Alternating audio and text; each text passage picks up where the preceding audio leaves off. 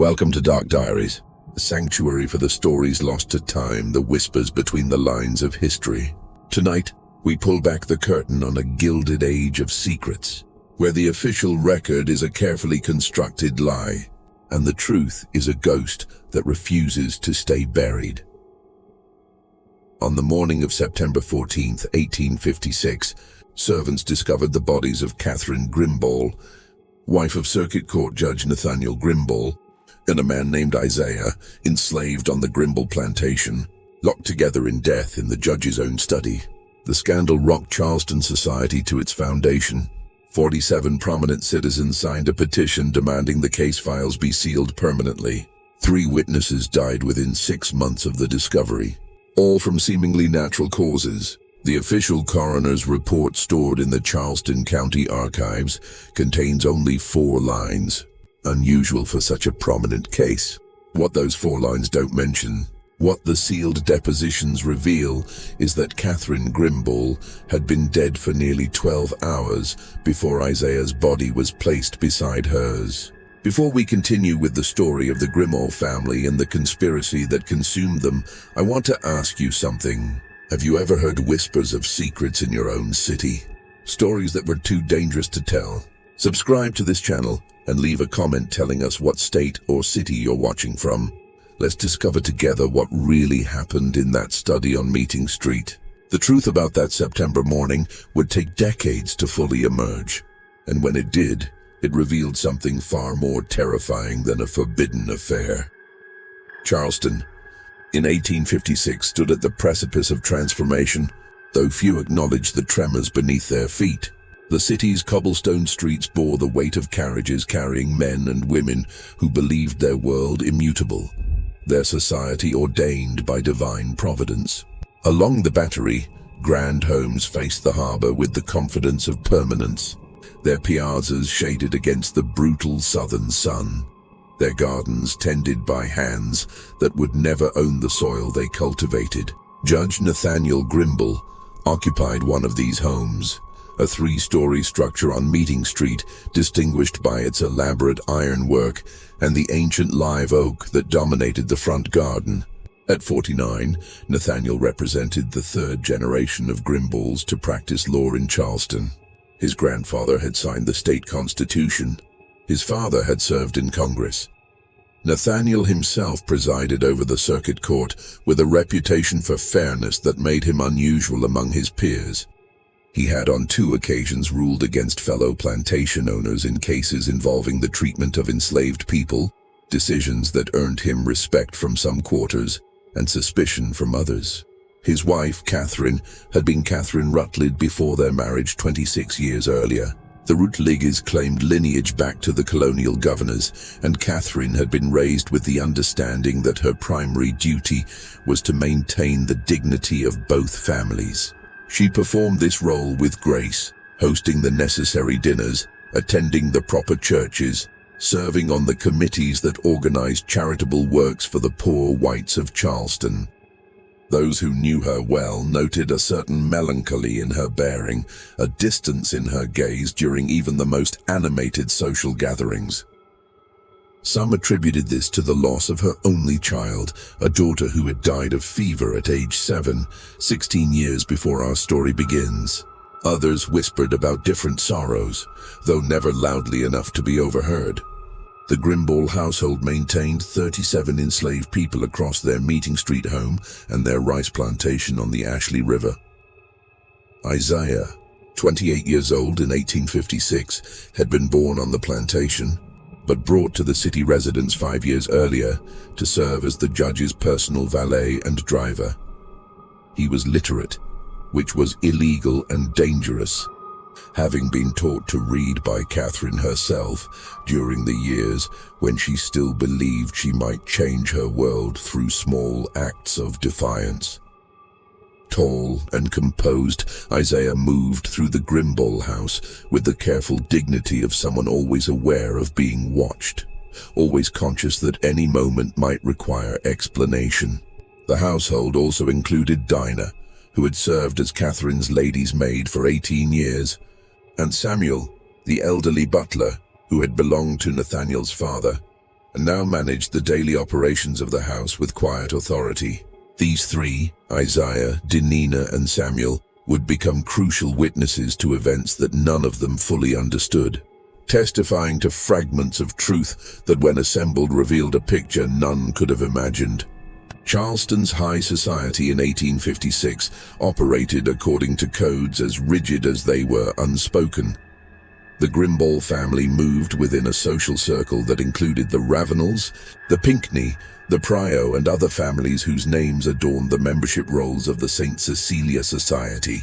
These were people who could trace their Charleston roots back generations, who married within their circle, who maintained appearances even as financial pressures mounted, and the national political situation grew increasingly unstable.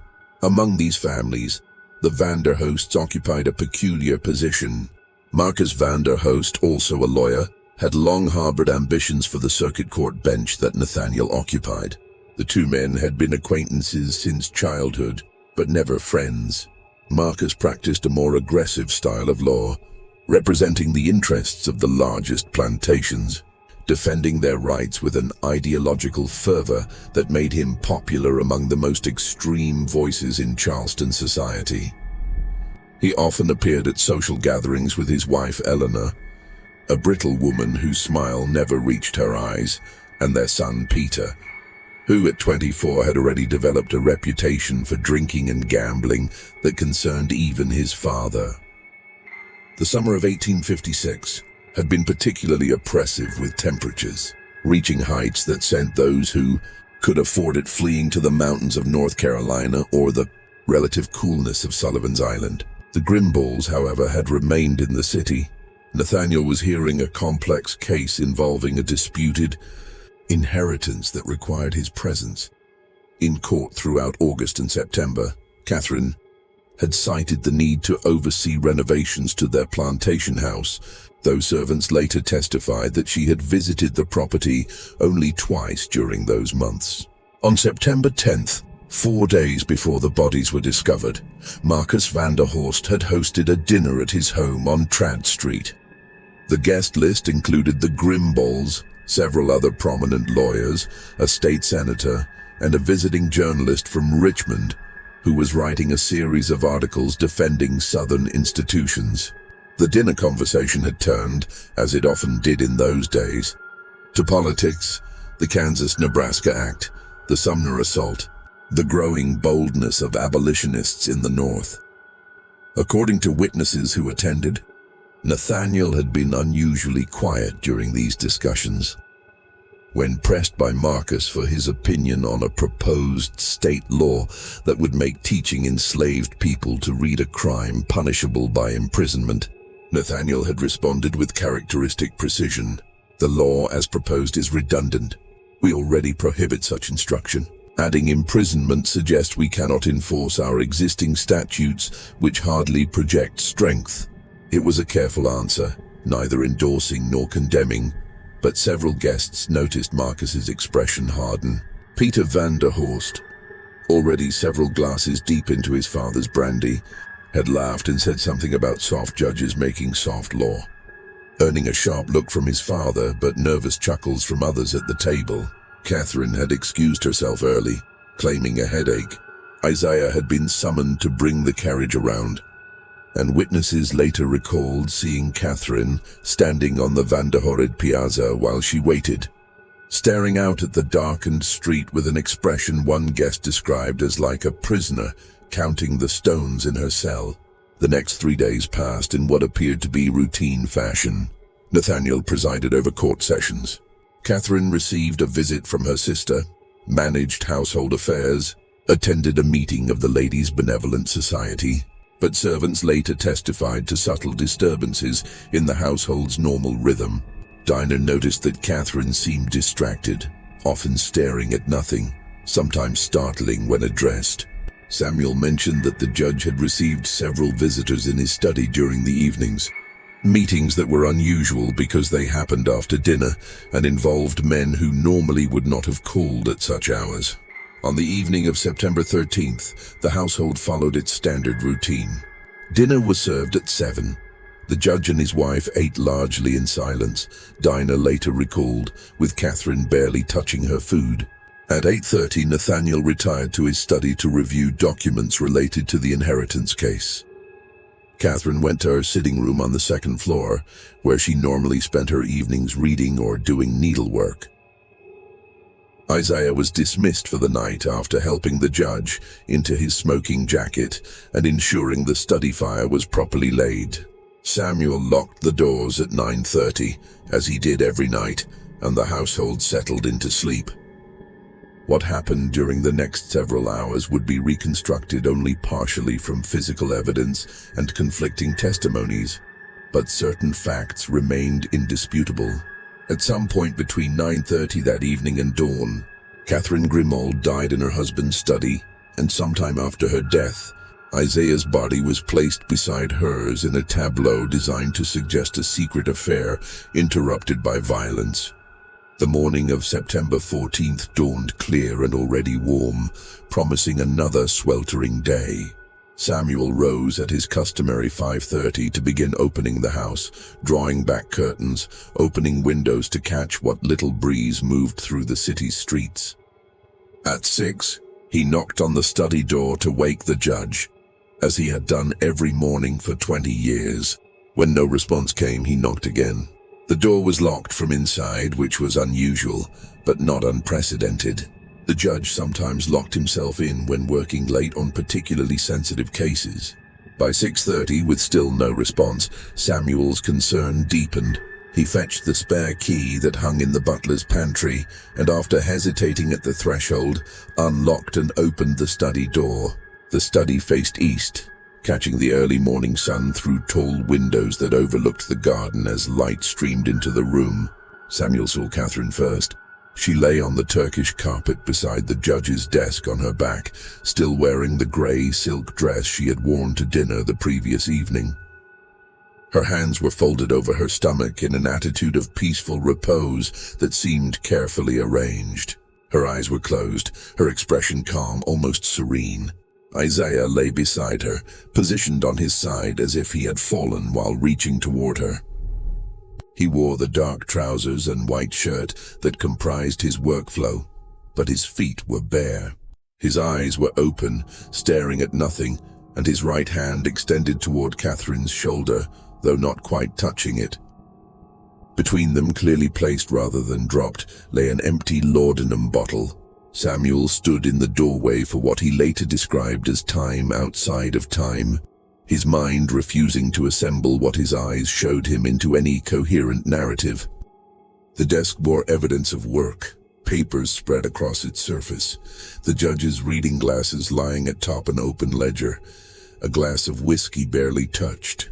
The room smelled of tobacco, lamp oil, and something else Samuel couldn't immediately identify. A sweet, cloying scent that seemed to hang in the air. No blood, no signs of struggle, no overturned furniture or scattered papers beyond the normal disorder of the judge's work. The locked door, the morning light revealing two bodies posed as if for a portrait of tragedy. Samuel finally found his voice and called for Dinah.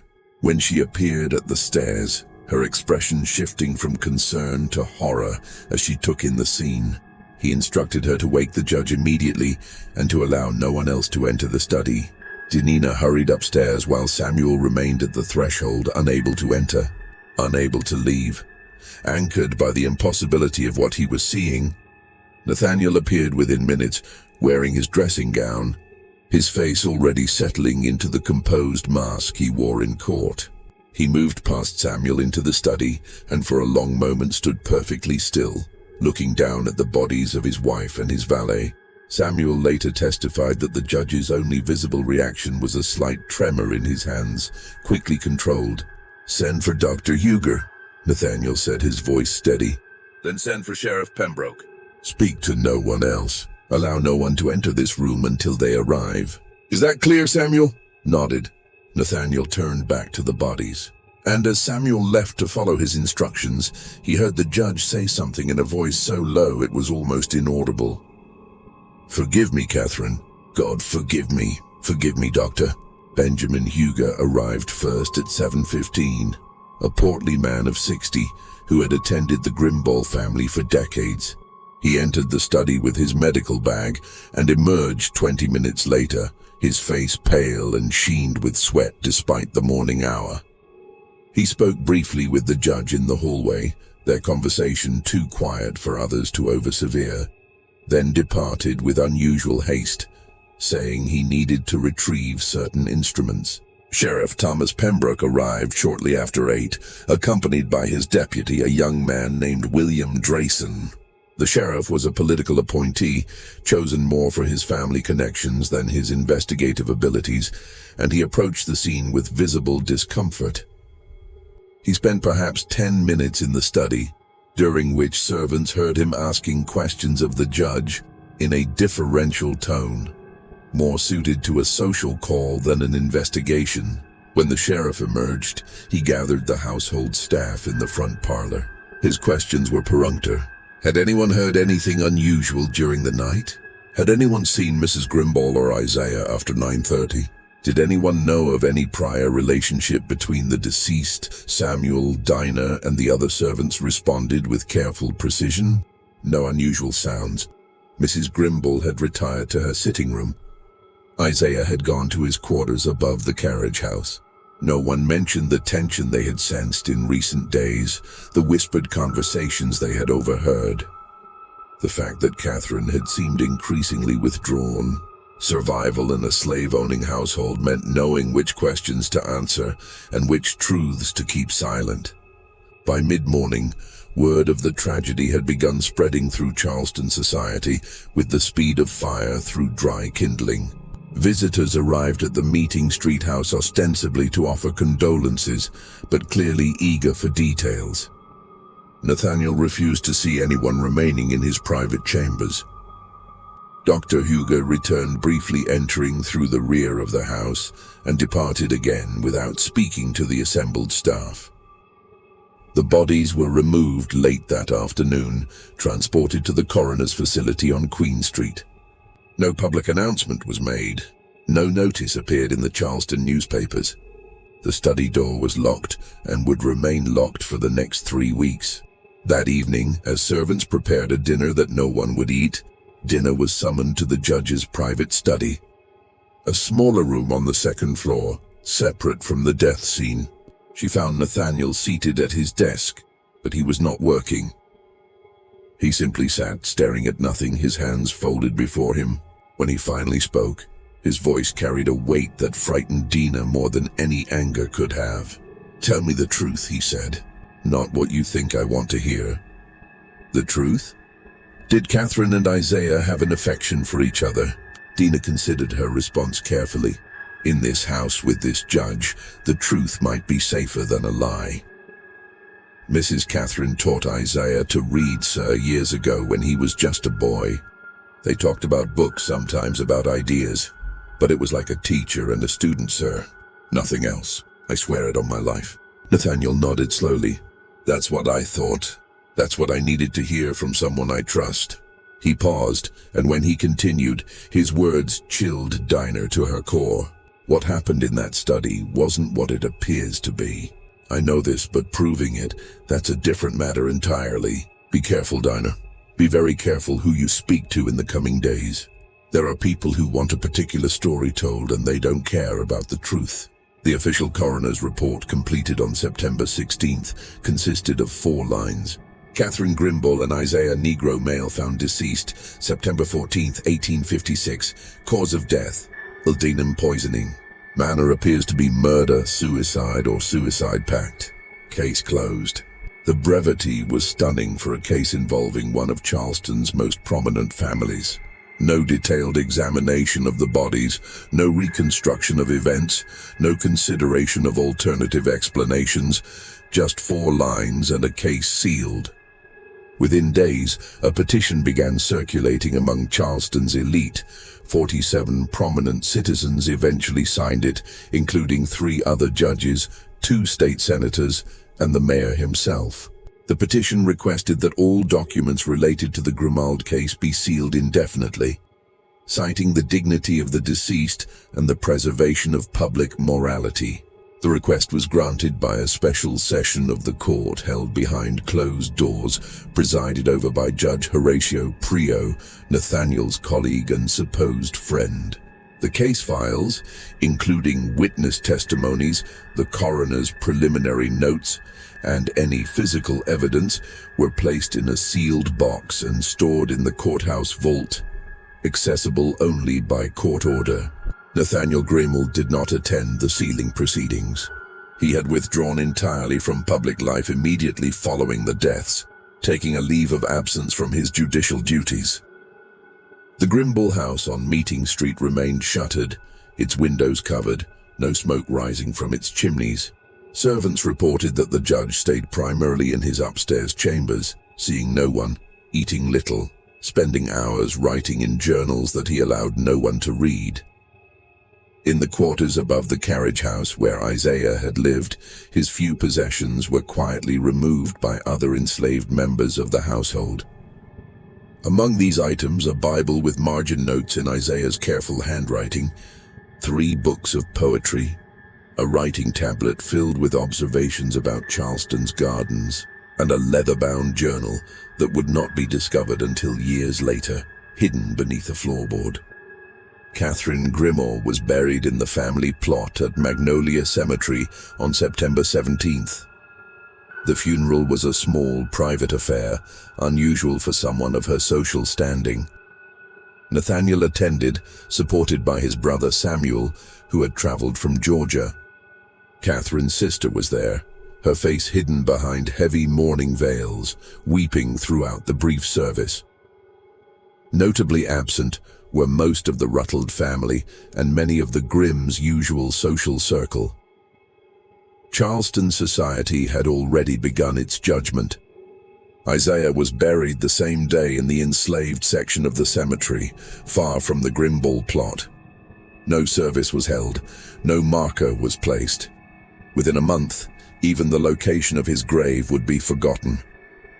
His existence reduced to an entry in the Grimble plantation ledgers. Isaiah, deceased, September 1856, loss valued at $1,200. The whispers started immediately in parlors across Charleston, in the market, at church gatherings. People who had never exchanged more than pleasantries with Catherine Grimble suddenly claimed intimate knowledge of her character. She had always seemed melancholy. They said there had been something strange about her, something not quite right. The way she sometimes looked at her slaves with too much recognition, too much sympathy. And that Isaiah, hadn't there been something presumptuous about him? The way he carried himself, the way he looked people in the eye. Clearly there had been something illicit going on, something immoral, and it had led to this inevitable tragedy. Others, a quieter minority, questioned the official narrative. Why would Catherine, who had never shown any sign of romantic attachment to Isaiah, suddenly conduct an affair so carelessly? Why would Isaiah, who understood better than anyone the consequences of such an accusation, risk not only his own life, but the safety of everyone in the Grimble household?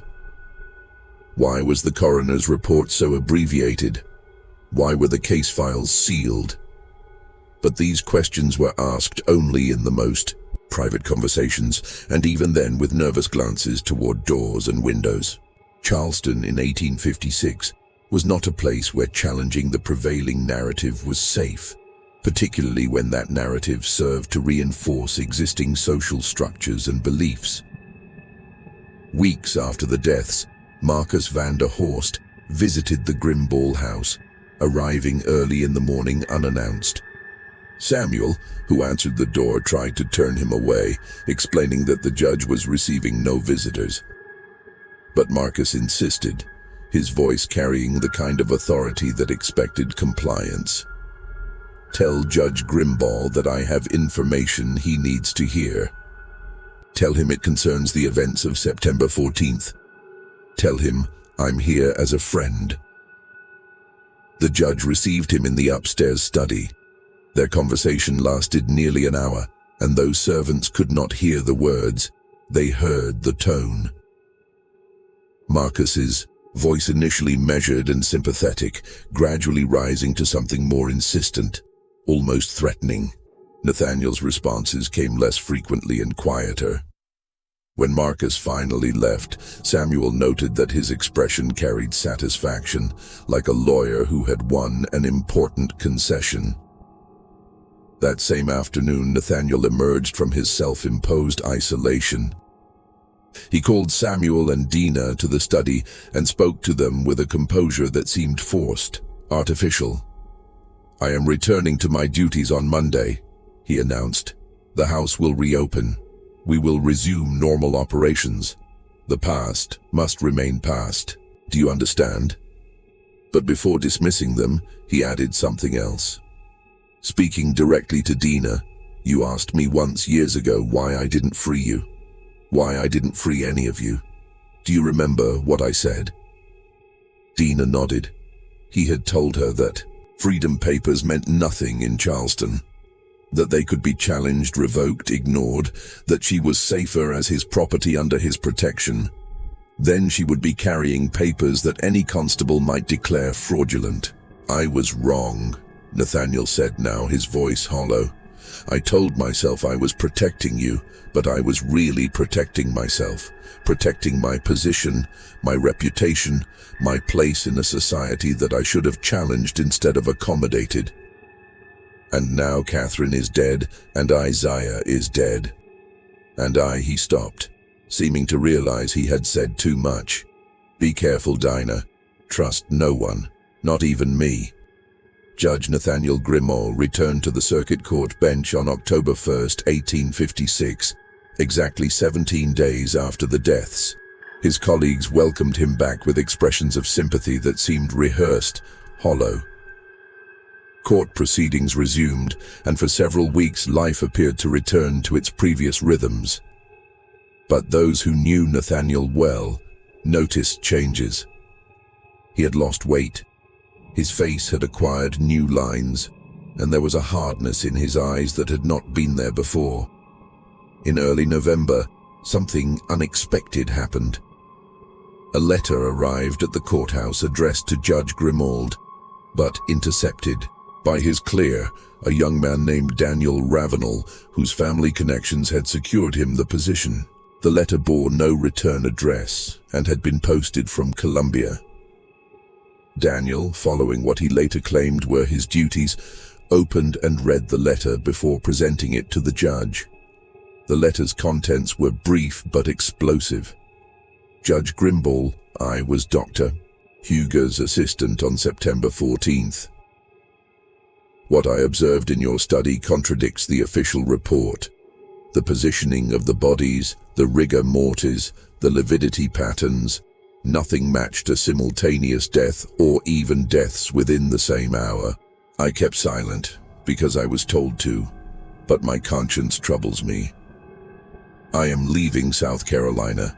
Consider this my testimony to truth, whatever good it may do. James Thornton."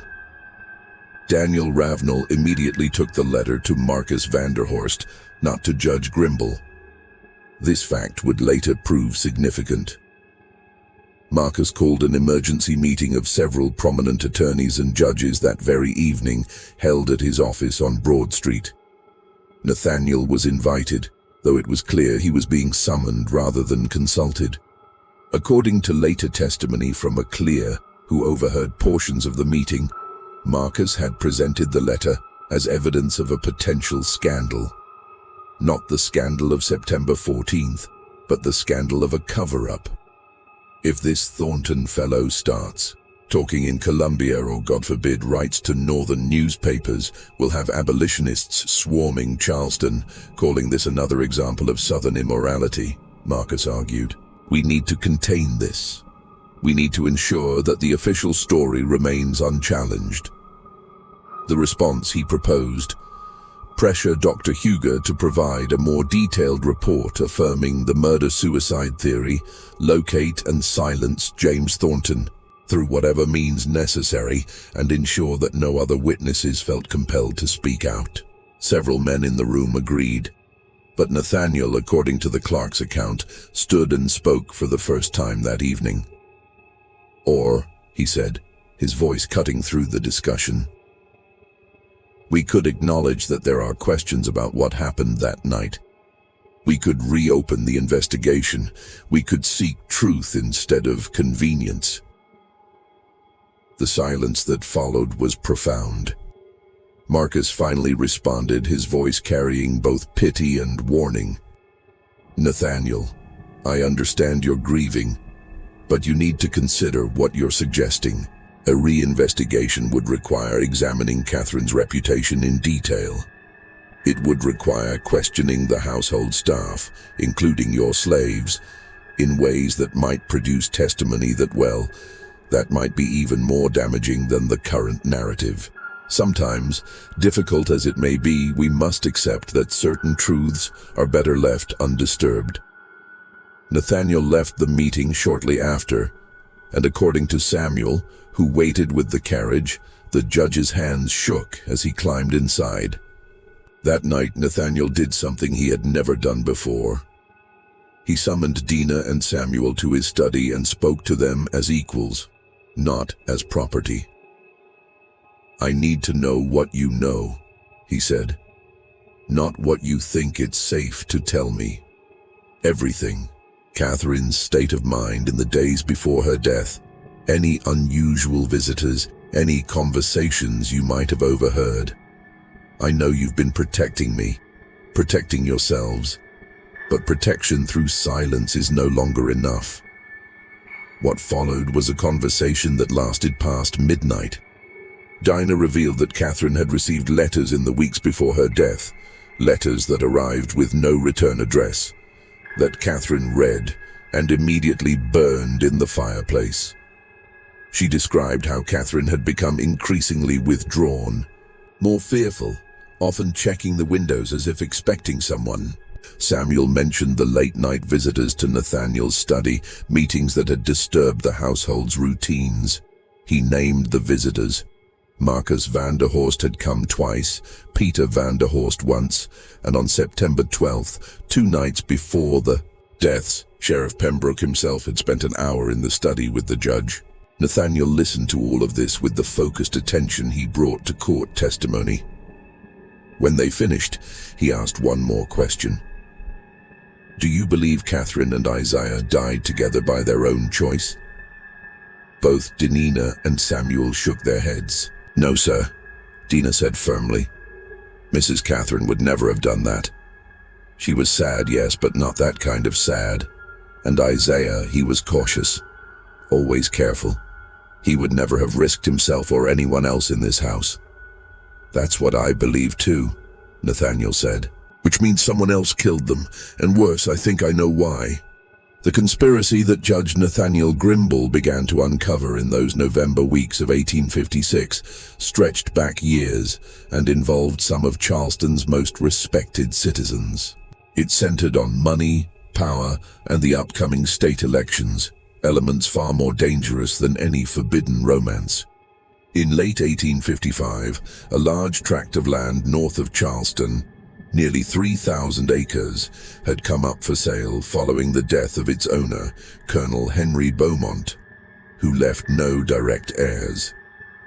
The land was valuable, prime soil for cotton with river access that made transportation efficient. Multiple parties expressed interest, but the estate settlement was complicated by conflicting wills and disputed claims from distant relatives. The case landed on Nathaniel Grimble's court docket in February 1856. As he reviewed the documents, he discovered irregularities, signatures that appeared forged, witness testimonies that contradicted each other, and most troubling, evidence suggesting that certain parties had known about Colonel Beaumont's death before it was publicly announced and had begun maneuvering to acquire the land immediately.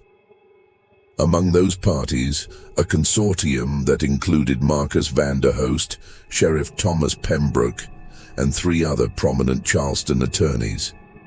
They had formed an investment group with the intention of purchasing the Beaumont land, subdividing it, and reselling it at enormous profit. Their plan required that the estate sale proceed quickly without extensive legal challenges, and that certain competing claims be dismissed. Nathaniel had been expected to facilitate this.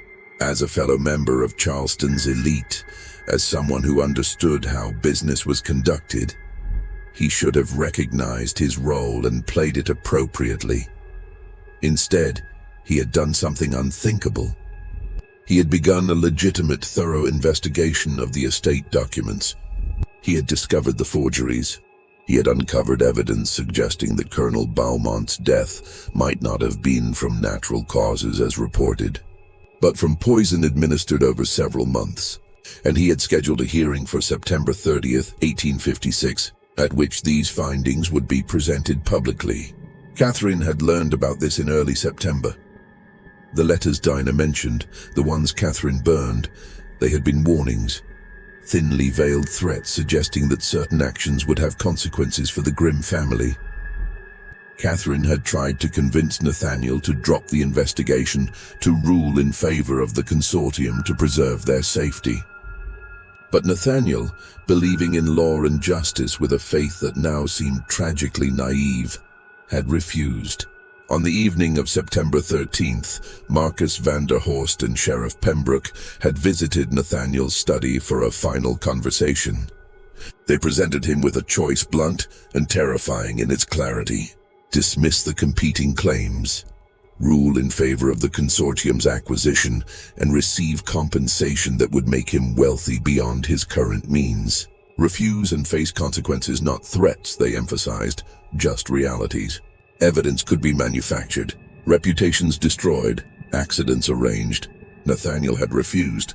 According to what he later wrote in his journal, the journal found years later during the renovation of the Meeting Street house. He had stood on principle, believing that his position as a judge and his family name would protect him.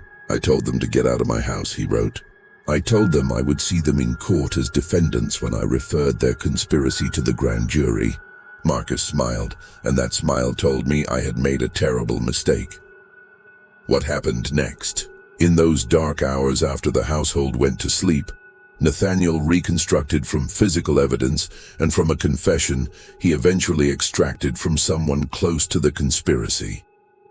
Catherine had been murdered first, killed in her sitting room with a dose of labdanum so concentrated that death would have come quickly.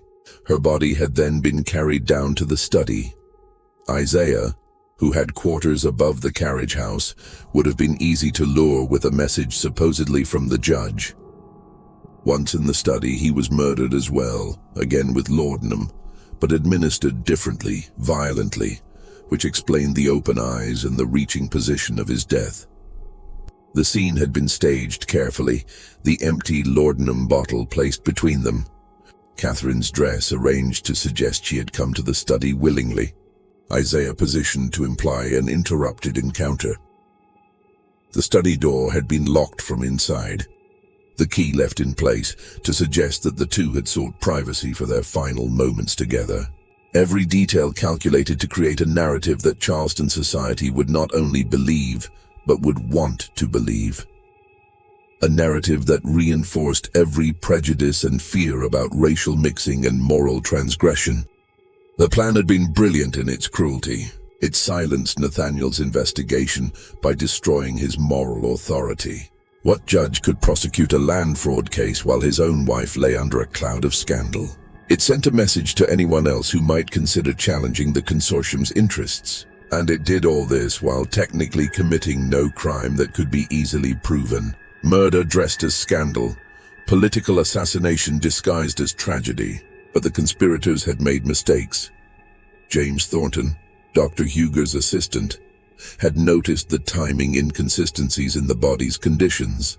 The Lord bottle, though empty, bore a pharmacist's mark that Nathaniel traced to a specific Charleston chemist who reluctantly admitted filling an unusually large prescription for Marcus van der Horst's son, Peter, just days before the deaths. And someone had talked, not openly, not directly, but in whispers that reached the right ears. By mid-November, Nathaniel had assembled enough evidence to present to a grand jury. Not proof, not quite, but enough to raise serious questions, enough to force a real investigation. He prepared his materials carefully, made copies, which he stored in different locations, and scheduled a meeting with the State Attorney General for December 1st. He never made that meeting. On the evening of November 28, 1856, fire broke out in the Grimball house on Meeting Street. The fire started simultaneously in 3 different locations, a pattern that even the primitive fire investigation techniques of the era recognized as arson. The house burned completely, and those servants escaped. Nathaniel Grimball did not. His body was found in the upstairs study, where he had been working when the flames began. The door to that study had been locked from outside. The key was never recovered. Within days, 3 more deaths occurred. Samuel, the elderly butler, died of what was called a heart seizure while walking near the market. Dinina disappeared entirely and was never seen again. Later, rumors suggested she had escaped to the north, but no confirmation ever emerged. And Peter van der Horst, Marcus' dissolute son, died of what his father claimed was accidental laudanum poisoning, though many suspected Marcus had silenced his own son to eliminate the connection to the earlier murders. The Beaumont estate case was reassigned to Judge Horatio Prio, who ruled in favor of the consortium within a week. The land was purchased, subdivided, and sold. The profits made several Charleston families very wealthy, and the story of the grim tragedy entered Charleston's historical memory as a cautionary tale about forbidden desires and inevitable justice, not as an account of conspiracy and murder.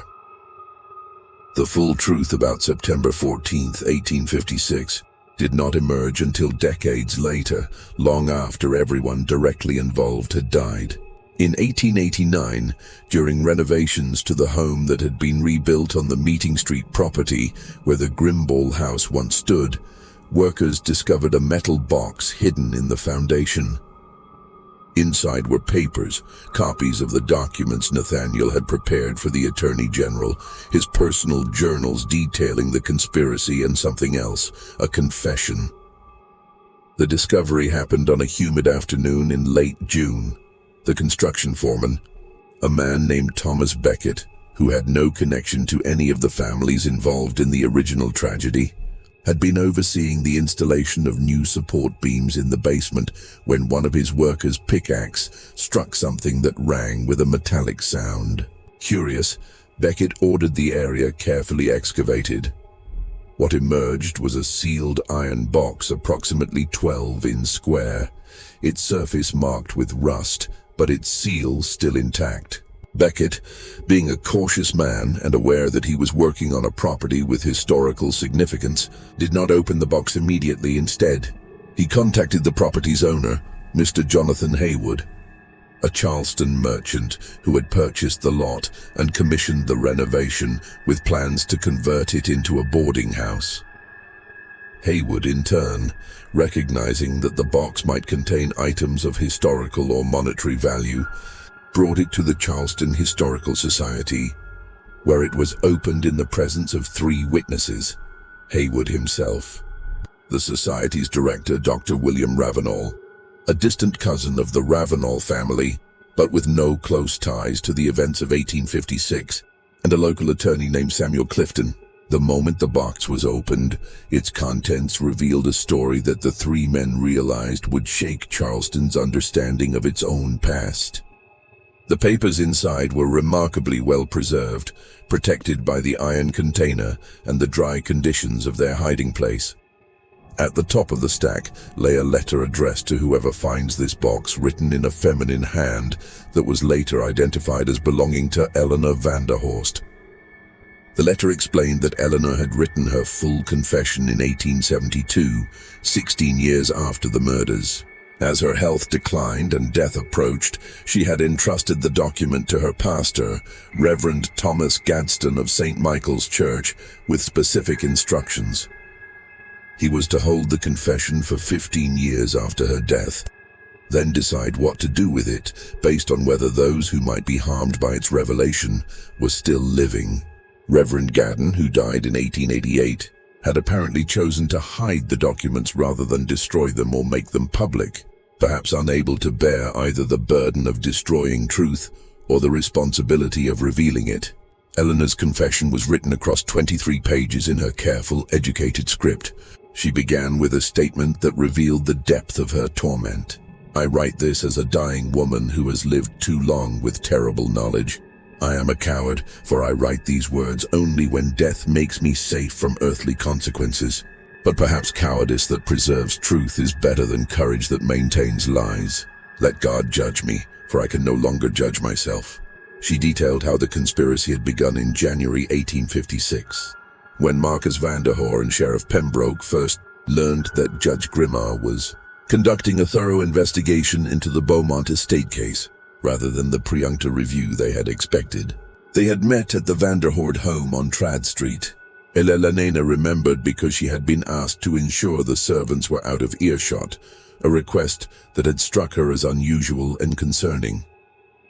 "I stood in the hallway outside Marcus's study," Elena wrote, "and I heard them discuss Judge Grimold as one might discuss a business problem requiring a solution. There was no anger in their voices, no passion. They spoke of destroying a man's life with the same tone they might use to discuss the weather or the price of cotton. That coldness frightened me more than any rage could have." The plan had developed over the following weeks. Initially, they hoped to pressure Nathaniel through financial incentives or professional influence. When those approaches failed, they considered other options. Elena described how Marcus had brought Peter into the conspiracy reluctantly, recognizing that his son's weakness for alcohol and gambling had left him financially dependent and therefore controllable. Peter owed debts across Charleston, some to dangerous men, and Marcus offered to clear those debts in exchange for his son's participation in what he called a necessary action to protect the family's interests. Elena's account of the night of September 13th was particularly detailed, suggesting she had heard the plan discussed multiple times and had perhaps even witnessed some of the preparations. She described how Peter and two men employed by Sheriff Pembroke, she named them as Daniel Rutledge and James Colleton, both of whom had died in the war years later, had entered the Grimble house through a basement entrance that opened onto a small courtyard. This entrance was secured by a simple latch that could be opened from outside with a thin blade, a vulnerability that Marcus had learned about from casual conversation with Catherine Grimble at a social function months earlier. They carried laudanum, Eleanor wrote, purchased in quantities from 3 different pharmacists to avoid suspicion and mixed into a concentration that would kill quickly. They also carried laudanum in smaller doses, meant to sedate rather than kill in case they encountered servants who needed to be silenced temporarily. Marcus had planned for every contingency except one, that the weight of what they were about to do might prove too heavy for any of them to carry afterward. The murderers had moved through the dark house with knowledge of its layout. Marcus had visited often enough to guide them through his descriptions. They found Catherine in her sitting room, reading by lamplight as was her custom. When she looked up and saw men she did not know entering her private space, she had only a moment to register fear before Peter Rutledge covered her mouth while James Colleton forced the poisoned laudanum down her throat. Elena described this clinically, without emotion, as if distance from feeling made the truth easier to tell. Catherine struggled, Elena wrote, and in her struggle she knocked over the lamp on the table beside her chair. Peter caught it before it could fall and start a fire. But the act of catching it, of preventing that accidental chaos while deliberately committing murder, struck him with the full horror of what he was doing.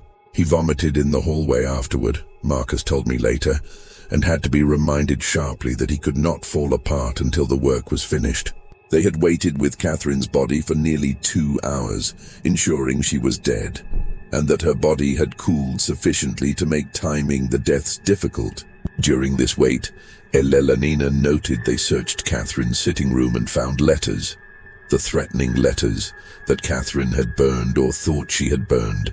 One had fallen behind the fireplace grate, unburned, and they took it as evidence of their caution. in using messages that could not be traced back to them. At approximately 1:30 in the morning, Daniel Rutledge went to the quarters above the carriage house where Isaiah slept. He carried a note written on paper, taken from the judge's own desk in handwriting that roughly approximated Nathaniel's script. "Isaiah, I require your assistance in the study immediately. Come quickly and quietly. Do not wake the household." NG Isaiah, as expected, came immediately. He trusted the judge completely, and the note's request for speed and quiet suggested some emergency that required discretion. When he entered the study through the door, the conspirators had left unlocked from inside. He found not Judge Grimold, but 3 men who grabbed him before he could call out or flee. Elena's description of what followed was the most difficult section of her confession to read. Isaiah had fought them with desperate strength, understanding immediately that he was facing death and that his death would serve some purpose beyond simple murder. They had to force the laudanum into him, holding him down while Peter Vanderhorst poured the poison into his mouth and clamped his jaw shut until he swallowed. The struggle took several minutes, and Isaiah's final moments were spent in terror and betrayal, dying in a room where he had served faithfully, killed by men whose names he probably knew from hearing them announced at social functions. Peter told his father later. Eleanor wrote that Isaiah's eyes remained open and aware even as the Lord began to work, that he seemed to be trying to understand why, what he had done to deserve this. Peter said those eyes haunted him, that he saw them every night when he tried to sleep, that he could not escape the memory of that desperate, confused gaze. I believe this is why Peter descended into the Lord addiction that eventually killed him. Whether by his own hand or his father's, he was trying to escape what he had seen in Isaiah's dying eyes. After Isaiah died, the men arranged both bodies in the study according to Marcus's instructions. Catherine was positioned peacefully as if she had died at rest. Isaiah was placed reaching toward her, his position suggesting intimacy interrupted. The empty laudanum bottle was carefully placed between them, positioned where it would be noticed immediately. They spent perhaps 20 minutes adjusting the scene, making certain that every detail supported the narrative. They needed a secret affair, a suicide pact or murder-suicide, a scandal that would destroy any moral authority Nathaniel Grimble might claim. Before leaving, they locked the study door from inside using the key kept in the desk drawer, then exited through the study window, which opened onto the garden and could be secured from outside by someone who knew the mechanism. They left no signs of forced entry, no evidence of their presence beyond the bodies themselves, arranged in their terrible tableau.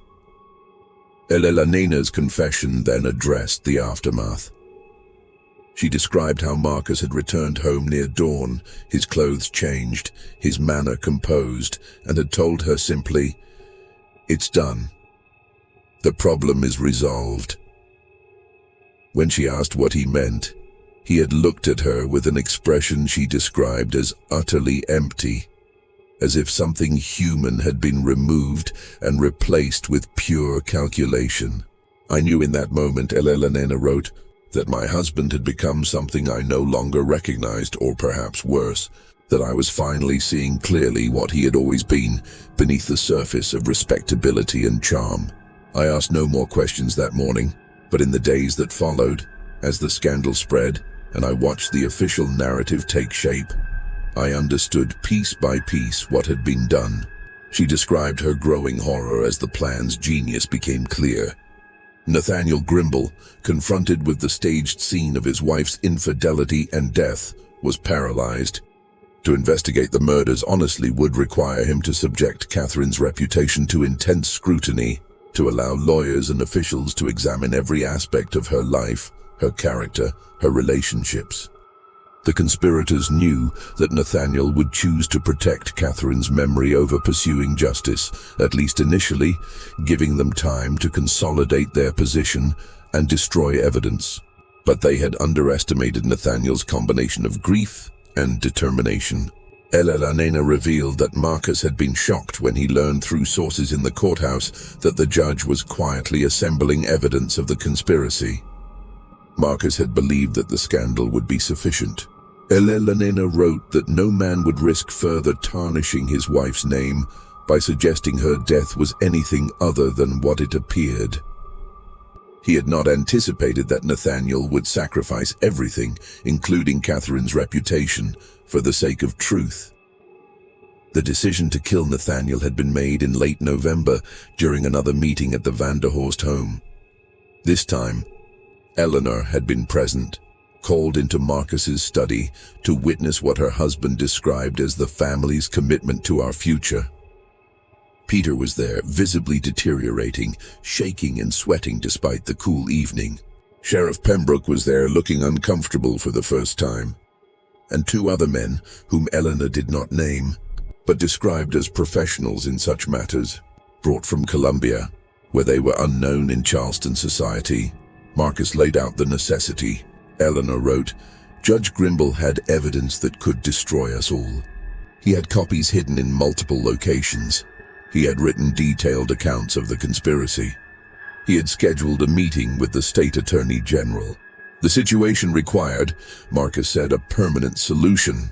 And because Nathaniel had been clever enough to hide his evidence in multiple places, they needed to destroy not just the man, but all his papers, everything in his house that might contain proof." Fire was chosen as the method because it would destroy evidence while appearing accidental, or at least not immediately traceable to the conspiracy.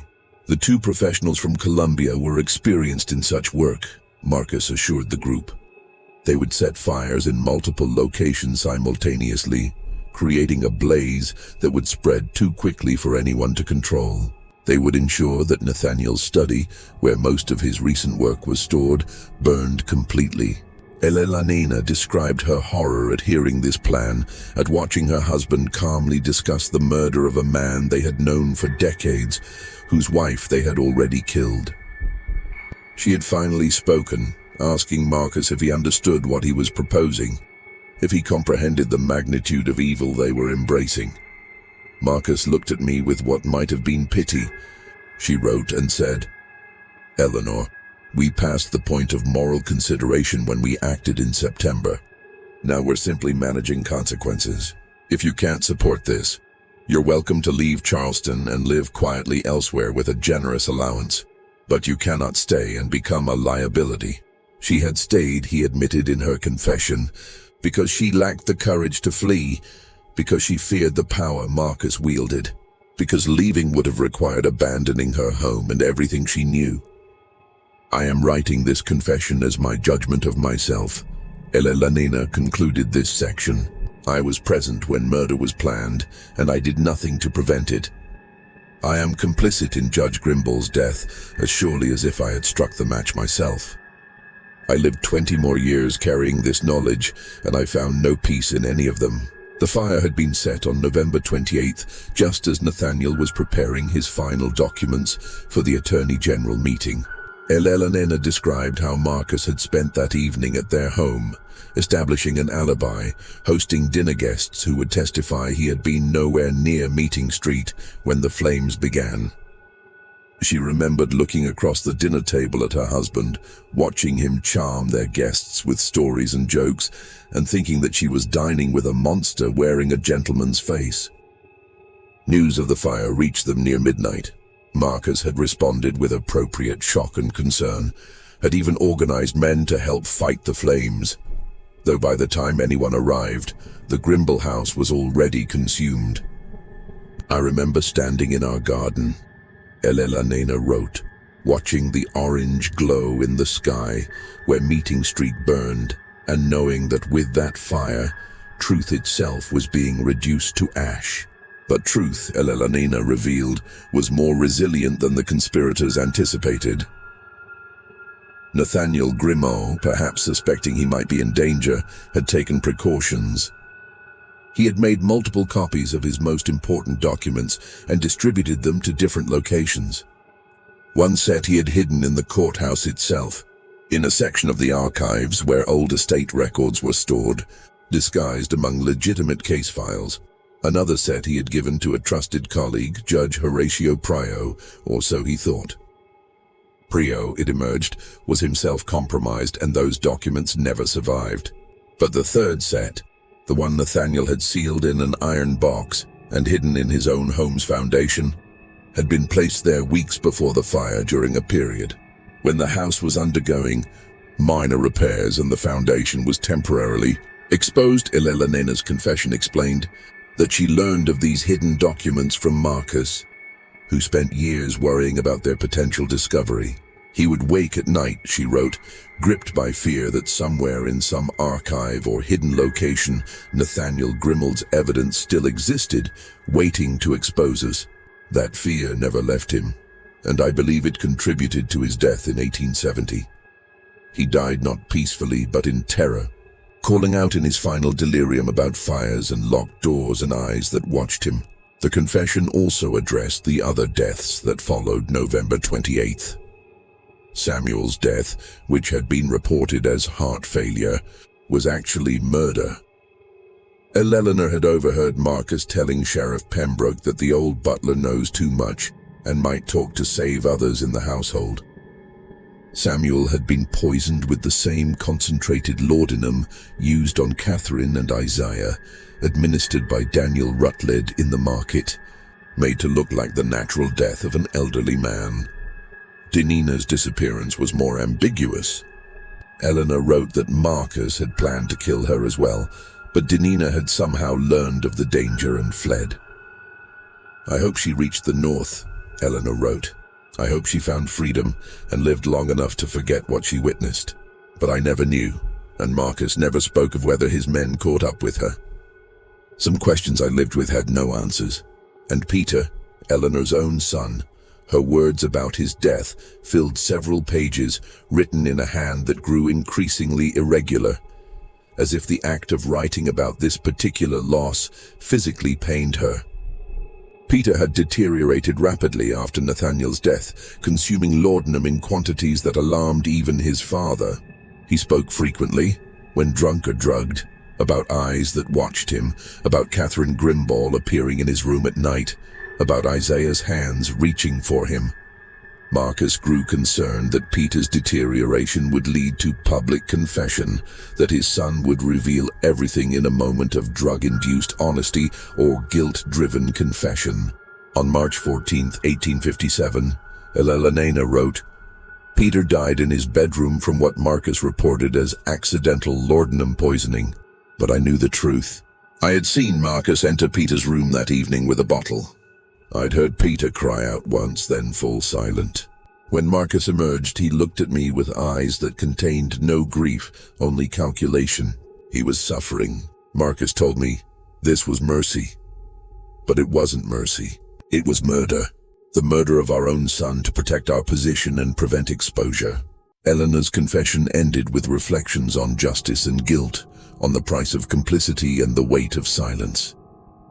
She wrote about attending church every Sunday, kneeling in prayer, wondering if God could hear the prayers of someone who had allowed such evil to flourish. She described watching Charleston change through the war years, seeing the old order destroyed, and wondering if perhaps that destruction was itself a form of divine judgment, a cleansing fire that consumed the society that had produced and protected people like her husband. I'm dying now, her final paragraph read, and I face whatever judgment awaits with this confession as my only offering. I did not have the courage to speak while it might have mattered, while justice might still have been served. I offer truth now only when it can harm no one but the dead, myself included, soon enough. Let whoever reads this know what happened in Charleston in 1856. Let them know that beneath our beautiful homes and gracious manners, we were capable of monstrous evil. Let them judge us, since we would never judge ourselves. The discovery of Elena's confession in 1889 created an immediate dilemma for those who found it. Dr. Ravenel, examining the documents with the eye of a historian, recognized their significance immediately, but he also recognized the complications they presented. Many of the families mentioned, the Vanderhorsts, the Rutledges, the Collatans, still had living descendants in Charleston. Prominent citizens whose reputations would be destroyed by the confession's revelations. After lengthy discussion, the three men who had witnessed the box's opening made a decision that itself became part of the tragedy's legacy. They chose to preserve the documents, but not to make them immediately public. Instead, they deposited them in the Charleston County Archives with a seal requiring special permission to access them. The documents were catalogued and preserved, but effectively hidden, available in theory, but unknown to all but a few. This decision was itself controversial when it later became known. Critics argued that truth delayed is truth denied, that the three men had prioritized social comfort over historical accuracy, that they had become complicit in the very cover-up they claimed to deplore. Defenders countered that in the Charleston of 1889, still recovering from war and Reconstruction, still rebuilding its social structures, the revelation of such a scandal would have caused damage out of proportion to any good it might achieve. The guilty were dead. Justice was impossible, and truth served primarily to hurt the innocent descendants. The Charleston County Archives contain, in a sealed section, accessible only with special permission, the complete Grimball case files, the original 4-line coroner's report, the sealed depositions from household servants, the petition signed by 47 prominent citizens, and the documents discovered in 1889, Ellelanina Vanderhorst's confession, Nathaniel Grimball's journals, his compiled evidence of the conspiracy. These materials were not widely accessible until 1934, when a graduate student named Margaret Sinclair, researching antebellum Charleston for her dissertation, discovered references to the sealed Grimball case in a footnote of a legal history text. Her persistent requests for access were initially denied, but after appealing to the State Historical Commission and demonstrating legitimate scholarly purpose, she became the first person outside the immediate circle of 1889 to read Eleanor's full confession. Sinclair's subsequent dissertation, Murder, Conspiracy, and Justice in Antebellum Charleston, The Grimball Tragedy Reconsidered, presented the evidence to an academic audience for the first time. Her work was thorough, careful, and devastating in its implications. She traced not only the conspiracy around the Beaumont land case, but connections to similar patterns of corruption and violence throughout the antebellum South. The Grimball case, she argued, was not an aberration, but an example. Perhaps unusually well documented, but representative of how power actually functioned in a society built on fundamental injustice. Her work met resistance. Several Charleston families whose ancestors were named in Ellelanina's confession attempted to block publication of Sinclair's dissertation. When that failed, they commissioned their own historians to write rebuttals, questioning Ellelanina's mental state when she wrote the confession, suggesting she might have been confused or motivated by spite, proposing alternative explanations for the events of 1856. None of these rebuttals gained significant traction in scholarly circles, but they succeeded in their real purpose, creating enough doubt in popular understanding that the simple, scandalous version of events, the forbidden affair, the tragic deaths, remained the dominant narrative in Charleston's collective memory. Historians who have studied these materials recognize the Grimball tragedy as one of the clearest examples of how Southern justice operated in the antebellum period, not through law, but through power, not through truth, but through convenient narrative. The case reveals the mechanisms by which Charleston's elite maintained control. Violence when necessary, but violence disguised. Violence that reinforced rather than challenged the existing social order. Catherine Grimaud and Isaiah were murdered, not because they violated any moral boundary, but because Catherine's husband refused to participate in a land fraud scheme. Their deaths were political assassinations dressed in the clothes of scandal to make them serve double duty, eliminating opposition while reinforcing racial and social hierarchies. The genius of the conspiracy was in making the victims' own reputations serve as both weapon and shield, creating a narrative that Charleston society would embrace because it confirmed what they already believed or wanted to believe. Nathaniel Grimble understood this, and it broke him. According to his journal, he spent his final weeks paralyzed by a terrible paradox. To reveal the truth about the murders would require him to subject Catherine's reputation to even more scrutiny, to prove she was innocent by demonstrating how thoroughly she had been framed, which meant publicly examining her life in ways that played into the conspirators' hands, regardless of what that examination revealed. He could either protect Catherine's memory or seek justice for her death. But the way his enemies had structured the crime made it nearly impossible to do both. He chose justice anyway, and it cost him his life. But even that sacrifice proved insufficient. The truth emerged too late and incomplete. No trials were held, no punishments administered, no real accountability demanded, just historical footnotes and scholarly articles that few read, archived documents that fewer still request access to see. The Meeting Street property, where the Grimble house once stood, is now a law office. Ironically enough, the firm of Henderson Wright and Associates, specializing in real estate law.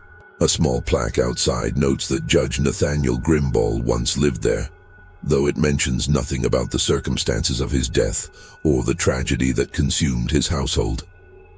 Charleston tour guides occasionally mention the Grimble tragedy during their historical walks, but they invariably tell the official story: the scandalous affair, the murder-suicide, the forbidden love that ended in death.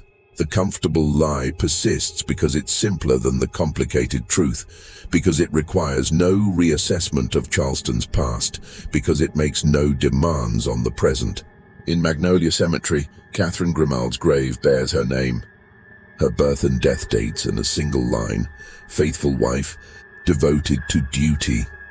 The inscription was chosen by her sister, and its quiet dignity stands in contrast to the scandal that briefly surrounded Catherine's death. Nathaniel's grave, added after the fire, sits beside hers.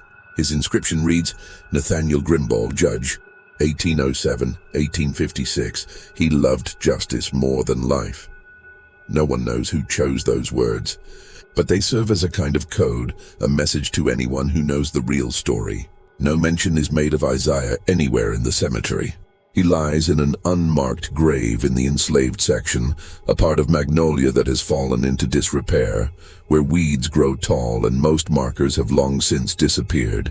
He is one of thousands of enslaved people whose existence was recorded only as property, whose death was noted only as financial loss. In the Grimble estate settlement, his value was listed as $200. His death recorded in the same ledger column as a broken carriage and a lame horse. The Vanderhorst family tomb, by contrast, is an impressive marble structure near the cemetery's main avenue, well maintained, bearing the names of Marcus, Eleanor, and Peter, along with several generations before and after. Marcus's inscription notes his distinguished service to Charleston's legal community and his dedication to preserving Southern institutions. Nothing suggests the murders he orchestrated, the lives he destroyed, the conspiracy he led. Eleanor's inscription reads simply, beloved wife and mother.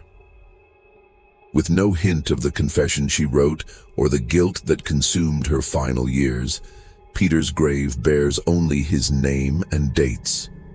The brevity perhaps reflecting his father's final act of mercy, saying nothing rather than inventing virtues the son never possessed.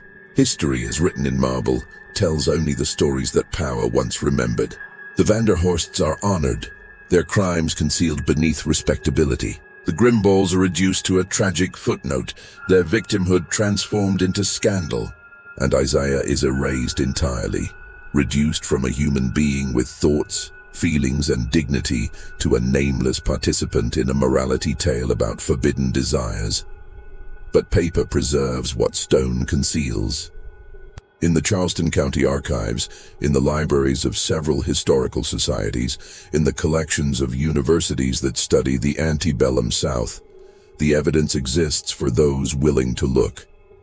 The truth is available, though it requires effort to find, to piece together, to understand. It requires believing that official narratives might conceal rather than reveal, that respectable people commit terrible crimes, that justice delayed is not merely justice denied, but evidence of systemic corruption. The Grimald tragedy teaches us that in societies built on fundamental injustice, even individual acts of conscience become dangerous. Nathaniel Grimald tried to be a good judge in a bad system, and the system destroyed him for it. Catherine Grimble died not for any sin she committed, but because she was vulnerable, available to be used as a weapon against her husband.